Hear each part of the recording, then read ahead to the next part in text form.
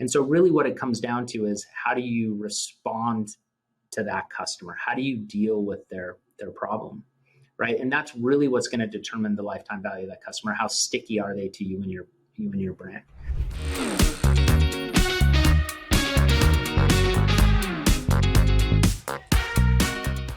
Right around year 2, at that 3 million mark, customer service started to become important. And when we looked at it, we realized that we were just doing an average job with customer service.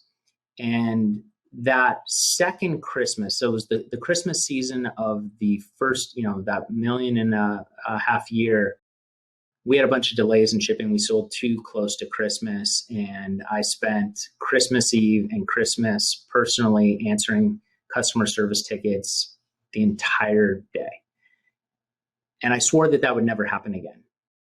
And then in the third year, or the 3 million in year 2, it happened again.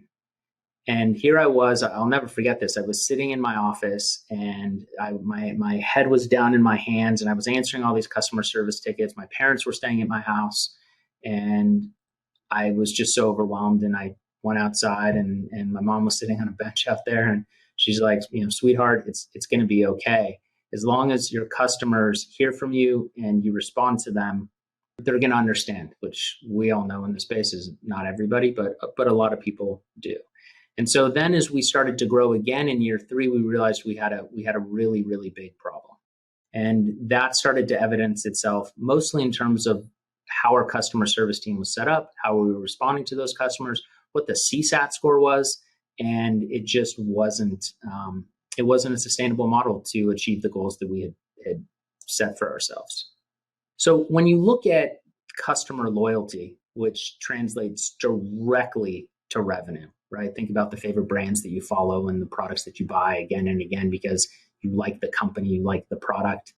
And so first, it's important to know every direct-to-customer company is going to have problems, and there's nothing you can do about it, right? We do all of these things and sometimes our books don't arrive. And so really what it comes down to is how do you respond to that customer? How do you deal with their problem? Right. And that's really what's going to determine the lifetime value of that customer. How sticky are they to you and your brand? So, it's important that you make the experience in customer service easy for them. We've all sat on hold for 30 minutes. We've all stood in line way too long at the DMV. And so if you make the customer service experience easy, you reduce 1 point of friction. And it's also important that you can respond quickly. And look, if you're scaling all of a sudden and you land on a winner and your product just takes off and you don't have enough customer service agents, you will not be able to respond quickly. And there's nothing worse than just waiting, sitting on hold or listening to that music and those sorts of things. And the last thing to consider is don't just fix the problem, but delight the customer. And so what we mean by that is, somebody will order a thing of books and the mailman will take the books and they'll leave them on the front porch and the books get wet from the sprinklers.